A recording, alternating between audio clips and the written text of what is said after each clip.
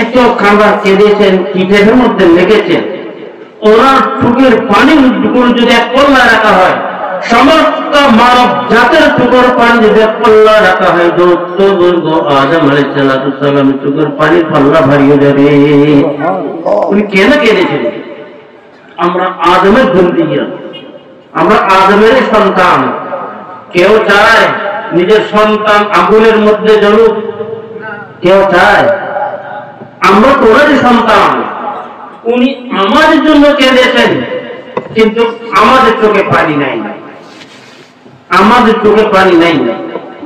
তো গালিব শায়ের বলতেছে, আমরা দুনিয়াবি আশা ভরসার মধ্যে পড়ে গেছি, দুনিয়াবি তাকাদাকে আমরা প্রাধান্য দিচ্ছি, দুনিয়ার চাহিদাকে আমরা প্রাধান্য দিচ্ছি, আখিরাতের মৃত্যুর পর কবরের জিন্দেগিকে আমরা অত গুরুত্ব দিচ্ছি না।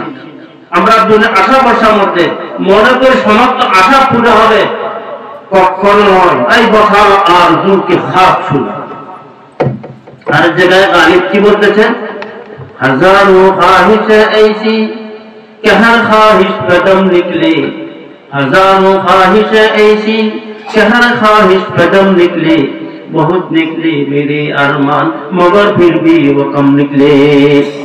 মানুষ অনেক আশা ভরসা করে, মনে করে সমস্ত আশা পুরো হবে, কখনো নয়, কখনো সেটা পুরো হবে না।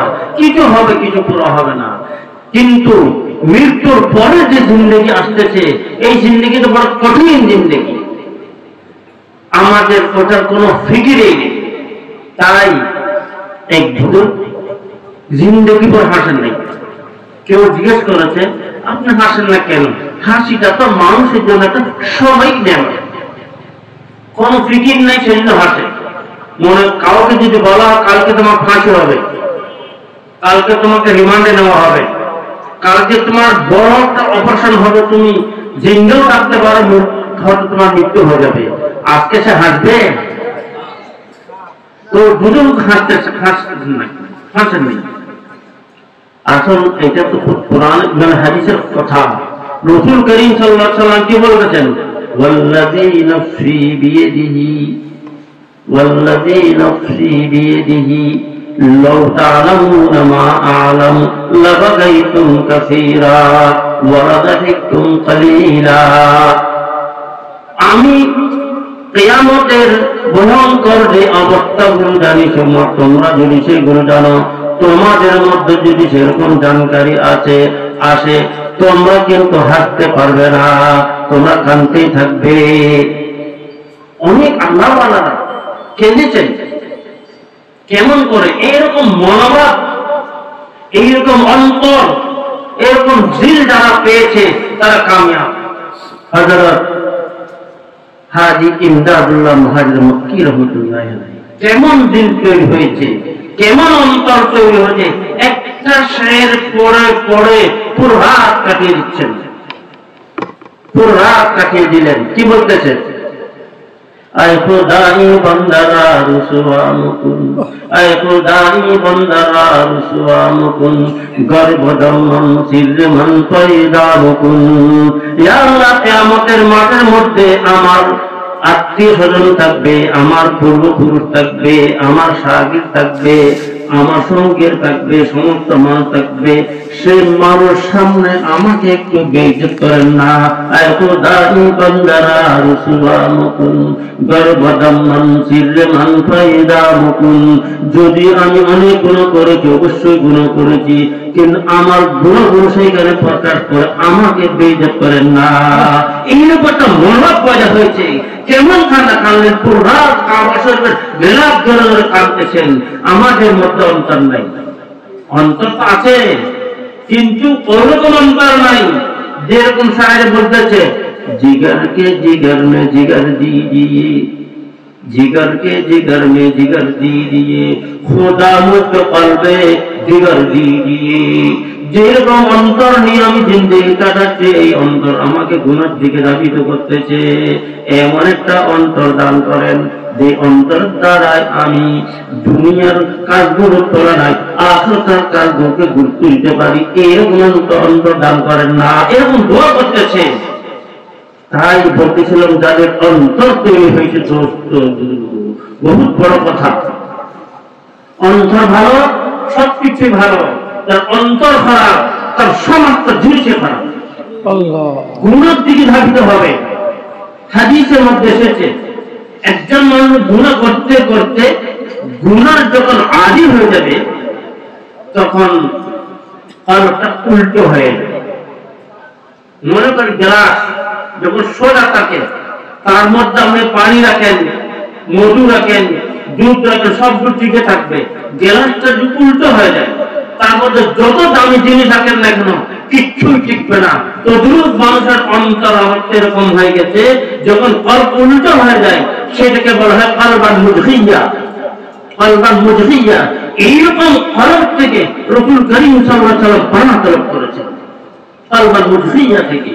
তাই এইরকম গুনাহ করতে করতে গুনাহের যখন আদি হয়ে যাবে তখন অন্য একটা সাহেব কি বলতেছে, नासिहा मत कर नसीहत दिल तो अब घबराए हैं, नासिहा मत कर नसीहत दिल तो अब घबराए हैं, मैं उसे समझूंगा दुश्मन जो मुझे समझाए है।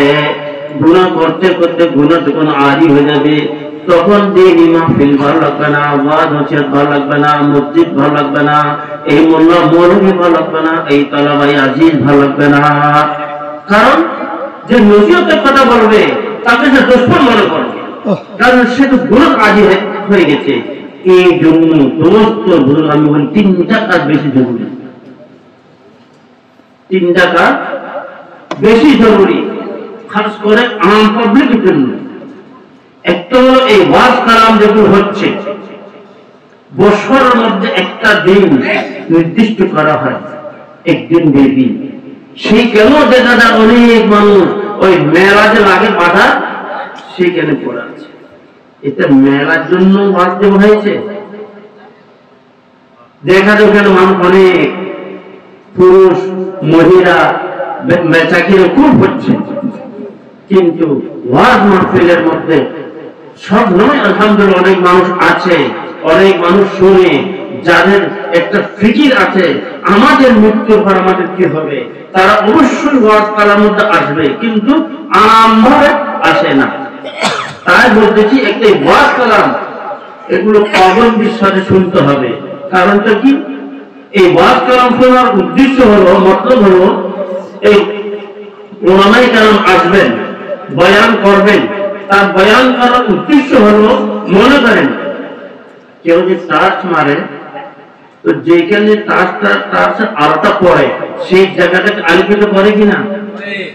এই ওলামায়ে কেরাম যে বয়ান করবেন তার মতলব হলো আপনাদের যারা সামঈন থাকবেন তাদের অন্তরের মধ্যে লাইট মারতেছে, আলো পৌঁছাচ্ছে।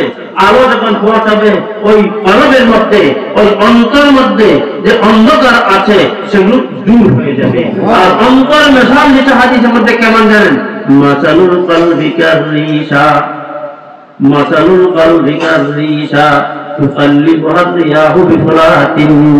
মনে করেন মাঠের মধ্যে একটা পাখির পর যদি পড়ে থাকে, বাতাস কখনো পেরে এদিকে থেকে ওদিকে নিয়ে যাবে, ওদিকে থেকে ওদিকে নিয়ে যাবে। আমরা কলবের মধ্যে এমন দুনিয়াদারি ঢুকেছে আমাদেরকে স্থির থাকতে দিচ্ছে না, এদিকে থেকে ওদিকে যাচ্ছি, এদিকে থেকে ওদিকে যাচ্ছি। এই অবস্থার মধ্যে দিয়ে ওলামায়ে কেরামের বয়ান যখন শুনবেন অবশ্যই অন্তরের মধ্যে একটা পরিবর্তন আসবে।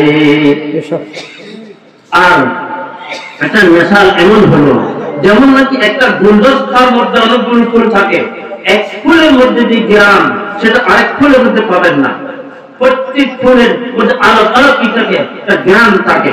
তো দুরূপ এই ওলামায়ে কেরাম যে আসছেন এক একজন এক এক ধরনের দরদ ফিকির নিয়ে আসতেছেন, এইগুলো যখন আমরা শুনবো অবশ্যই আমাদের কলবের মধ্যে পরিবর্তন আসবে। তাই বলতেছি হর গুলেরা রঙ বুয়ে দিগরাত, হর গুলেরা রঙ বুয়ে দিগরাত, হর দিলেরা আর বুয়ে দিগরাত। প্রত্যেক অন্তরের মধ্যে আলাদা আলাদা একটা কি থাকে, ইখলাসুল্লাহ একটা ফিকির থাকে। ওইটা যখন আমরা শুনবো অবশ্যই আমাদের কলবের মধ্যে একটা পরিবর্তন আসবে। আর একটা হলো তাবলীগী জামাতের মধ্যে যাওয়া। আমরা 24 ঘন্টা যে কাজের মধ্যে লেগে আছি, খেতে বাড়ির মধ্যে আছি, ব্যবসা বাণিজ্যের মধ্যে আছি, দোকানদারের মধ্যে লেগে আছি, চাকরি করতেছি, এক একজন এক এক কাজ করতেছে, এগুলো সবগুলো কাজ আমাদেরকে দুনিয়ার দিকে ধাবিত করতেছে, দুনিয়ার প্রাধান্যটা আমাদের অন্তরতে বাড়িয়ে দিচ্ছে, দুনিয়াকে করিব করে দিচ্ছে, আমাদেরকে দুনিয়ার দিকে করিব করে দিচ্ছে। যখন আমরা এখান থেকে একটু সময় ব্যবসা বাণিজ্য বন্ধ করে কিছু জিনিস আমাদের তবলিগি জামাতের মধ্যে যাব, আহিস্তা আহিস্তা আমাদের অন্তর পরিবর্তন আসবে। সামনে তবলিগি ইজতিমা আসতেছে, না জানে কেউ নাই, সবাই জানে, কিন্তু যাওয়ার দরকার। অনেক বড় বড় মুবাল্লিগিন কেরাম বয়ানাত করবেন, এইগুলো যখন আমরা শুনবো আহিস্তা আহিস্তা আমাদের অন্তর পরিবর্তন আসবে। তৃতীয় কাজ হলো আহলুল্লাহ, আহলের দিন কাছে গিয়ে কোন একজন আহলুল্লাহ আহলের দিন, এমনি তো আল্লাহ তাআলা দিন সবাইকে দিয়ে রেখেছে, সবার মধ্যে একটা অন্তর আছে, সবার মধ্যে কলব আছে, সবার মধ্যে একটা দিল আছে, কিন্তু সবগুলোকে আহলে দিল বলা হয় না। আহলে দিল কাদেরকে বলে? আহলে দিল আকাশকে সাকরামি দেহেদ দিল রাগে দিল রামি দেহেদ। আহলে দিল ওসব মানুষকে বলা হয় যে নাকি দিল দাতাকে আল্লাহ পাক রব্বুল ইজ্জত যে দিল দাতা তাকেই দিল দিয়ে দিচ্ছে। তার মতলব হলো প্রত্যেকটা কাজের মধ্যে আল্লাহ পাক রব্বুল ইজ্জত যে বলে শরীয়তের যেটা হুকুম সেইটার উপর কি করে আমল করে। আহলে দিল আকাশ কে হারামি দেহেদ দিল দেহতা রাকে দিল রামি দেহেদ। দোস্ত দুনিয়ার মধ্যে দিনদার পরহেজগার এমনি মানুষ অনেক আছে, কিন্তু মৌজুদ অবস্থার মধ্যে রোশন দিল নাই, কম। এই জন্য বলতেছে আল্লাহ ইকবাল, নামুবিন হ্যায় নামুবিন কি আমিরি, নামুবিন হ্যায় নামুবিন কি আমিরি, রহা সুফি গই রোশন জमीरी, खुदा से फिर वही तलबो जिगर मांग नहीं मुमकिन अमीरी बेफकीरी। মুমিন আছে, সুফি আছে, কিন্তু এই সুফির মধ্যে এই মুমিনের মধ্যে যেরকম একটা রোশন দিলি থাকার দরকার, এই জিনিসটা জিন্দাদি শেষ হয়ে যাচ্ছে। না মুমিন হ্যায় না মুমিন কি আমিরি, রাহা সুফি গই রোশন জमीरी, खुदा से फिर वही तलबो जिगर मांग नहीं मुमकिन अमीरी बेफकीरी। শাহ ওলিউল্লাহ মুহাদ্দিস দেহলভী রাহমাতুল্লাহ আলাইহি, আল্লাহু আকবার, কেমন শখসিয়ত ছিল। উনি দিল্লি জামে মসজিদের মধ্যে মেহরাবে বসে পুরো পৃথিবীর আর মুঘল বাদশা সবগুলোকে সামনে রেখে মুখাতব করে বলতেছেন, দিলে তারম জওয়াহির পারায়ে ইশকাস্তে তাবির আছে কেদার জের গুরদুমির সাবানে কামন্দাম। এমন একটি নিয়ামত, এমন একটা সম্পদ আমরা আমাদের কলবের মধ্যে রাখি, এই সম্পদের মোকাবেলা করবে আসমানের নিচে জমিনের উপরে এমন কোন মানুষ আছে কি যে নাকি এই নিয়ামতের মোকাবেলা করবে? সেই নিয়ামতটা কি? রোশন দিনী, চেরাগে হিদায়াত, আল্লাহ রাসূলের একটু মহব্বতের চেরাগ যে অন্তরের মধ্যে জ্বলেছে। এইরকম এই জিনিসটা যখন হাসিল হবে, এই জিনিসটার মোকাবেলা কিচ্ছু নেই। তাই আমি একটা ঘটনা বলি, দুনিয়ার চাহিদা আর যখন নাকি আখিরাতের দ্বীনের চাহিদা যখন আসবে, দ্বীনের চাহিদার সামনে দুনিয়ার চাহিদা দুই পয়সা দাম থাকে না। তাই একটা ঘটনা বলি, জুনায়েদ বাগদাদী রাহমাতুল্লাহ আলাইহি নাম শুনেছেন, বহুত বড় সাহেবের মারফত ছিলেন। উনি কিন্তু আগে বাদশাহ হারুনের লোকেরা তার মানে শাহী পেহেলওয়ান ছিলেন। শাহী এমন পেহেলওয়ান ছিলেন, ওনার সাথে মোকাবেলা করার জন্য কেউ তৈরি হতো না, হিম্মত কেউ করতো না। এত বড় মুজাহিদ, এত বড় মানে ইয়ে ছিলেন, শক্তি ছিল শরীরের মধ্যে, মোকাবেলা কেউ করতো না, পেহেলওয়ান ছিল। এখন ওই সময়ের মধ্যে একটা বুড়ো মানুষ, বাতাস একটু জোরে জোরে পড়ে যাবে, একদম হেঙ্গা দুবলা, সে বলছে আমি এই জুনায়েদ বাগদাদীর শাহী পেহেলওয়ান, যার সাথে কেউ হিম্মত করে না, আমি তার সাথে কুস্তি করব। আমি সাথে মোকাবেলা করবো। মানুষ মানও করেছে, তুমি কি মোকাবেলা করো? বড় বড় শক্তিমান মানুষ হিম্মত করে না, তার কাছে আসতে পারে না। তুমি বড় মানুষ, তুমি বাতাসে একটু জোরে ধাক্কা দিয়ে তুমি পড়ে যাবে, তুমি তাকে না, আমি মোকাবেলা করবো। যখন চ্যালেঞ্জ দিয়েছে তো মোকাবেলা করতেই হবে। এখন সময় জায়গা সবকিছু ঠিক হয়ে গেছে। ওইদিক থেকে ওই বড় নিয়ে আসলেন, এইদিক থেকে জোনায় বুখারী রহমতুল্লাহ গেলেন। এখন ওই বড় মেয়ে তাকে কি বলে, কানে একটা কথা বলেছে, বল ও জোনায় বুখারী, তোমার শারীরিক যে শক্তি আছে, আমাকে তো দেখতেছ, আমি শারীরিক শক্তি নিয়ে তোমার সাথে মোকাবেলা করব না, কিন্তু একটা জিনিস মনে রাখবে, আমি নবীর বংশের মানুষ, আমি নবীর বংশের মানুষ। আমার কাছে পয়সা নাই, আমার আর্থিক অবস্থা খারাপ। আজকে যদি তুমি পরাজয় এখতিয়ার করো, আমাকে যদি বিজয় করে দাও, আমাকে যদি কামিয়াব করে দাও, তাহলে কিছু পয়সা পাবো, কিছু এনাম পাবো, সেই জন্য এসেছি। এই একটুকু কথা ওনার অন্তর মধ্যে এত বড় আঘাত করলো, এত বড় আসর পয়দা করেছে। এখন মোকাবেলা শুরু হয়ে গেছে। মোকাবেলা যখন শুরু হয়ে গেল, অল্প কিছুক্ষণ পরেই জোনায় বুখারী হেরে গেলেন, ওই বুড়ো জিতে গেল। এখন লোকেরা বলে, কি ব্যাপার, এটা কি হলো? শাহী পেহলওয়ান আজকে হেরে গেল, আবার দিতে হবে। আরেকবার দিয়েছে, তখনও জিতে গেছে। তৃতীয়বার দিল, তৃতীয়বার জিতে গেছে। এইখানে আসল শক্তির মোকাবেলা নয়, मोहब्बत की दानिश मोहब्बत की बाजी बाजी है दानिश के खुद हार जाने को जी चाहता है। मोहब्बत की बाजी बाजी है दानिश के खुद हार जाने को जी चाहता है। এখানে শারীরিক শক্তির মোকাবেলা নয়, এখানে মোহাব্বতের মোকাবেলা হচ্ছে। যখন নাকি বলল আমি নবীর বংশের মানুষ, ওনার অন্তর মধ্যে এমন একটা আসর করেছে, নবীর বংশের মানুষকে নিজের উপরে প্রাধান্য দিলেন, দুনিয়াকে লাঠি মেরেছেন, দুনিয়াকে বাদ দিলেন। এই জন্য বলতেছি তো, দুনিয়া দিন তাকাদা, দিন চাহিদা যখন অন্তর মধ্যে জায়গা করবে, তখন তার সামনে দুনিয়ার কোনো দাম থাকে না। মোহাব্বত কি বাজি বাজি হে দানিশ কে খুদ হার জানে কো জি চাহতা হে। ওই রাত্রে, ওই দিন যাওয়ার পরে যে রাত আসলো, ওই রাত্রের মধ্যে হুজুর পাক সাল্লাল্লাহু আলাইহি সাল্লামকে স্বপ্ন দেখলেন।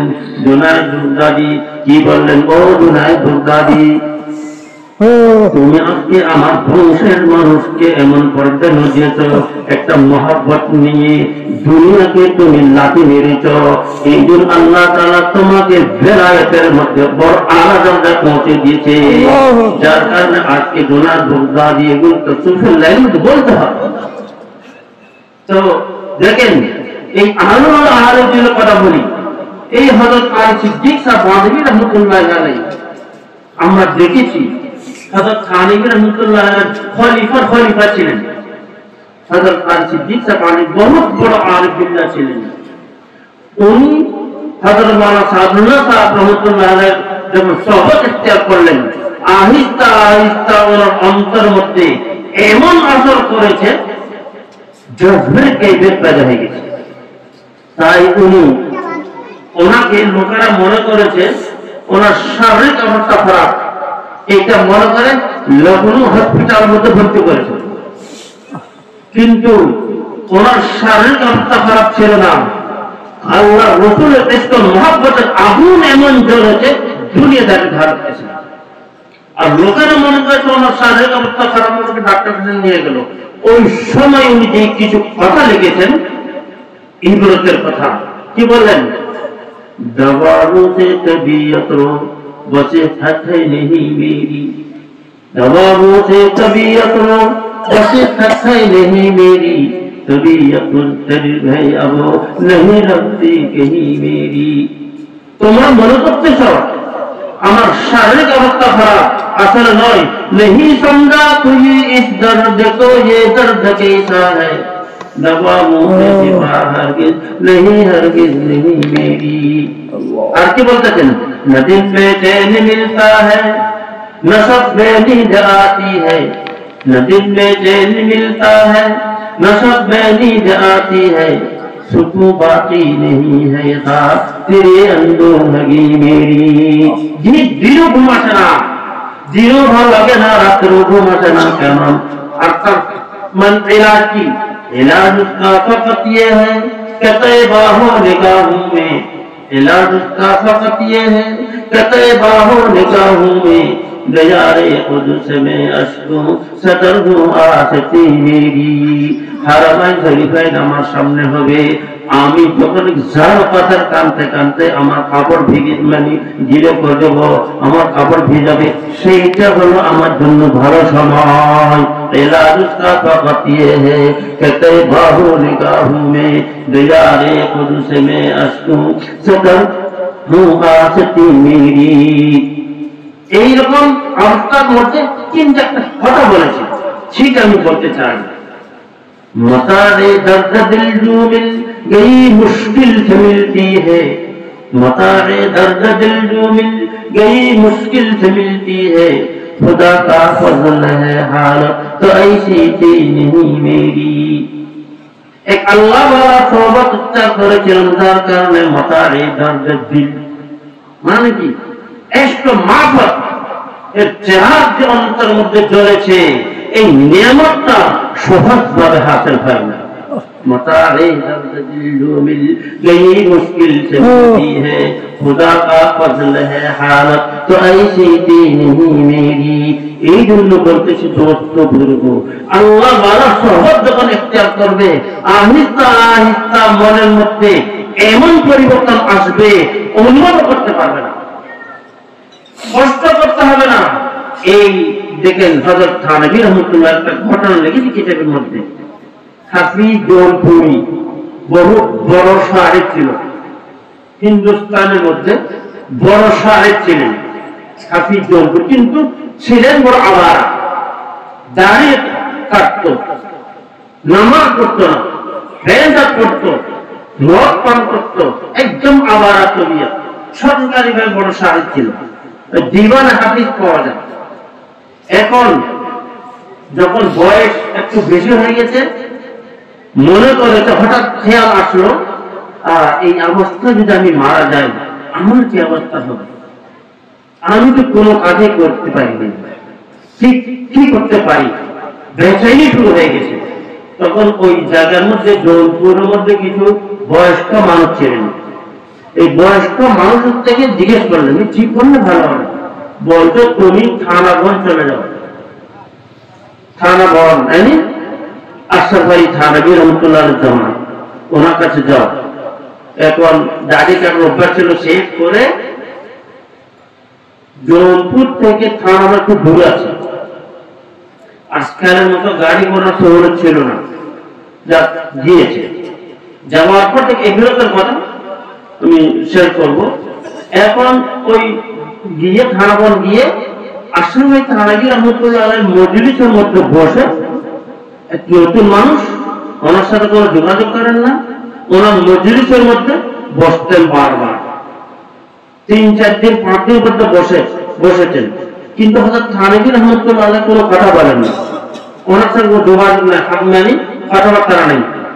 হযরত থানভী দেখতেন নতুন একজন দাড়ি কাটা মানুষ এসেছে, এরকম এরকম বসে মজলিসে কোন বসে আবার চলে যায়। 4-5 দিন গেল, তারপরে নাফিসের কাছে গিয়ে আল্লাহর কাছে গিয়ে দাড়ি কেটে জাগিতে এসেছিল, দাড়ি কেটে পরিষ্কার শেভ করে এখন হযরত থানভী রহমতুল্লাহ আলাইহি বলতেছেন, হযরত মুঝকো বাইত ফরমানি দিন। এখন বাইতের দরখাস্ত যখন করেছেন, হযরত থানভী রহমতুল্লাহ আলাইহি সঙ্গে সঙ্গে কাউকে বাইত করতেন না, প্রথম মামুলাত দিতেন, ওই মামুলাত আরে করতে করতে এটা মনে করতেন যে এটা তালিবে সালেক, তারপর তাকে বাইত করতেন।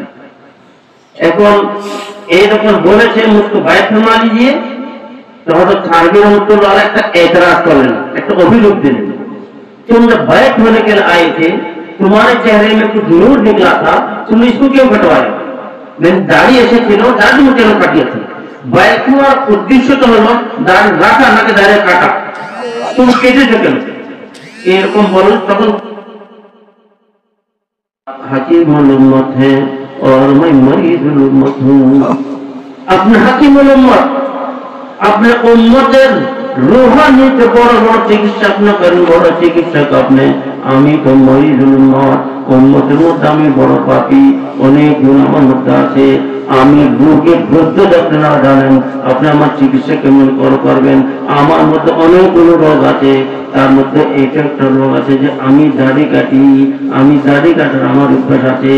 এই কথা যখন বলেছে হযরত থানভী রাহমাতুল্লাহ আলাইহি বায়াত করলেন, নতুন কথা যখন বলেছে হযরত থানভী বায়াত করলেন। বায়াত করার পর এখন জৌনপুর চলে গেছে, জৌনপুর গিয়ে কাজের মধ্যে লেগে গেছে। আজকাল মতো পীর মুরিদ নয় যে নামের বলে বায়াত হয়ে ওগুলো করে, ওরকম নয়। নিয়ত ঠিক থাকতে হবে, যেমন নাকি খাজা আজিজ নাসির মওজুদ রহমাতুল্লাহ আলাইহি বলেছিলেন।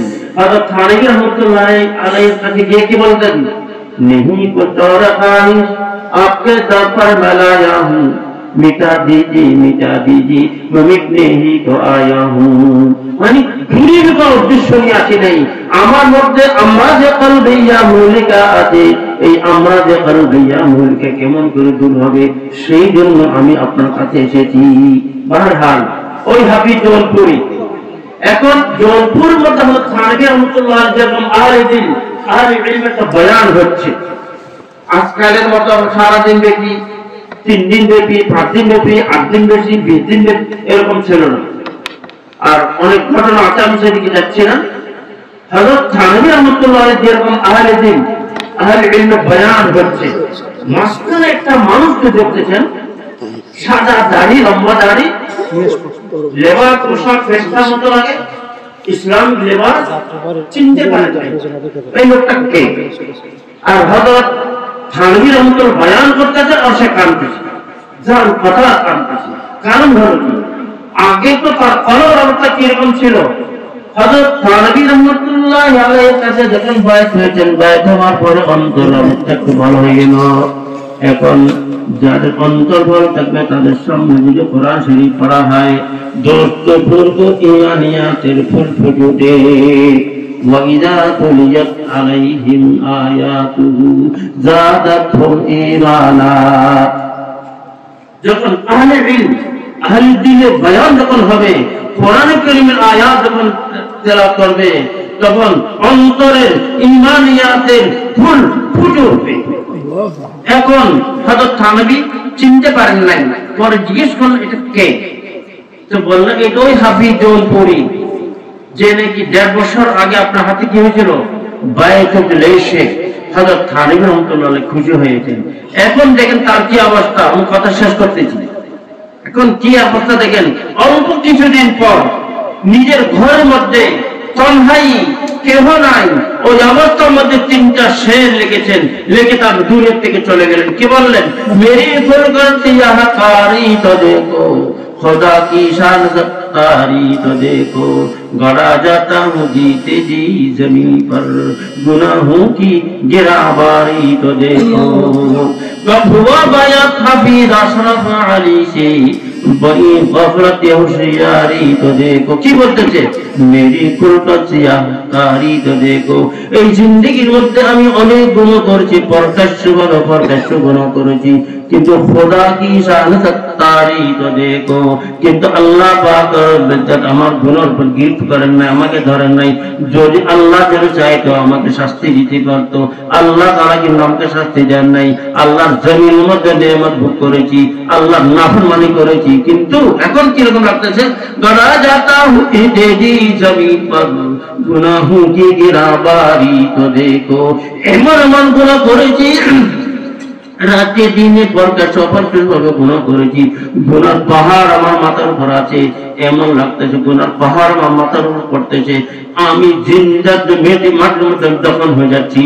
গড়া যাতা হুঁ जीते जी जमीन पर, गुनाहों की गिराबारी तो देखो। গুনার কত বড় ওজন, কিন্তু এই অবস্থার মধ্যে হুয়া বায়াত হাফিজ আশরাফ আলীহি বনি গফলতি হুশিয়ারি তো দেখো, এত বড় গাভীর হওয়ার পরেও কিন্তু একটা জিনিস সমঝদারি থাকতো, সেটা হলো আশরাফ আলীর হাতে বাইক হয়েছিল। হাফিজ আশরাফ আলীহি বনি গফলতি হুশিয়ারি তো দেখো, এত বড় গাভীর হওয়ার পরেও সে যখন নাকি আশরাফ আলী থানভী হাকিমুল উম্মতের হাতে যখন বাইক হয়েছে, আহিস্তা আহিস্তা অন্তরে পরিবর্তন এসেছে। এই জন্য তো দুর্গম বলতেছি, একটু তবলিগি জামাতে যেতে হবে, আহলুল্লাহ আহলে দিল বয়ান শুনতে হবে, আহলুল্লাহ আহলে দিল সহবত ইখতিয়ার করতে হবে। আহিস্তা আহিস্তা অন্তর মধ্যে পরিবর্তন আসবে। অন্তর ভালো তার সবকিছু ভালো, যার অন্তর খারাপ তার সবকিছু খারাপ।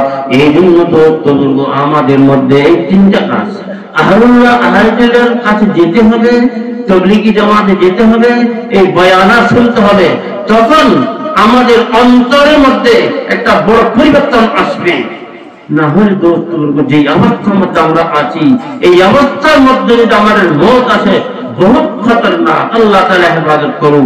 তাই আমি সবসময় বলি, যেমন নাকি হযরত সৈয়দ সালমান নদভী রাহমাতুল্লাহ কি বলতেছেন, हम ऐसे रहे या के वैसे रहे, वहाँ देखना है कि कैसे रहे, हयाते दो रोजा क्या क्या ऐशो हम मुसाफिर रहे जैसे तैसे रहे। তার মতলব হলো এই দুনিয়াবী জিন্দেগি 60 বছর 70 বছর জিন্দেগি শান্তির মনেতে পার নাই, অশান্তির মনেতে পার নাই।